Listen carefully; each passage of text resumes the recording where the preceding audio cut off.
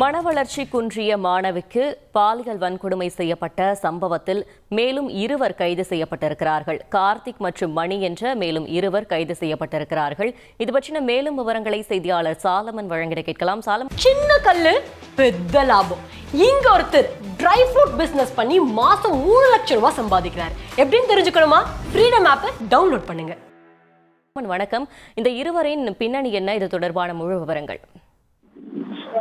சென்னையை சேர்ந்த 21 வயதான மனவளர்ச்சி குன்றிய கல்லூரி மாணவியை 10க்கும் மேற்பட்ட நபர்கள் அவரது நிலைமையை பயன்படுத்தி பாலியல் வன்கொடுமை செய்யப்பட்டது.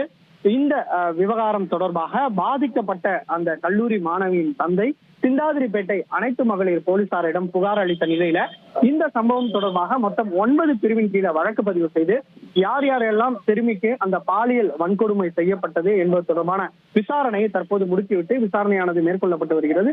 குறிப்பாக இந்த விவகாரத்துல கடந்த ஓராண்டாக இந்த சிறுமிக்கு பாலியல் வன்கொடுமை செய்யப்பட்டிருக்கிறோம். குறிப்பாக கல்லூரி தோழி ஒருவர் மூலமாகத்தான் இவர்கள் அந்த பழக்கம் ஏற்பட்டிருப்பதும், மேலும் இது மட்டுமின்றி இந்த ஸ்னாப் சாட் மூலமாக இந்த கல்லூரி மாணவிக்கு பழக்கம் ஏற்பட்டு அதன் பின்பாக பெரியமேடு மற்றும் வால்டாக்ஸ் உள்ளிட்ட பகுதிகளில் அழைத்து சென்று அந்த கல்லூரி மாணவிக்கு பாலியல் வன்கொடுமை செய்யப்பட்டிருப்பது தெரிய வந்துள்ளது.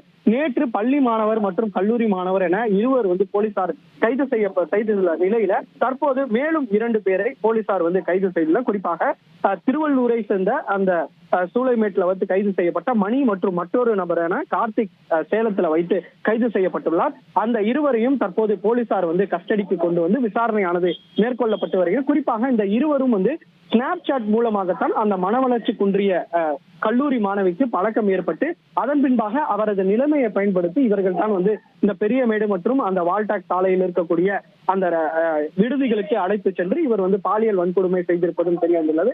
குறிப்பாக அந்த சிறுமிக்கு அந்த கல்லூரி மாணவிக்கு அடுத்த கட்டமாக அந்த மெடிக்கல் டெஸ்ட் எடுக்கவும் போலீசார் முடிவு செய்திருப்பதாக தெரிவிக்கப்பட்டுள்ளது.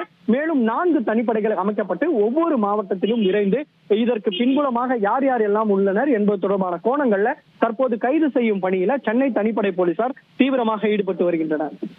தகவல்களுக்கு நன்றி சாலமன்.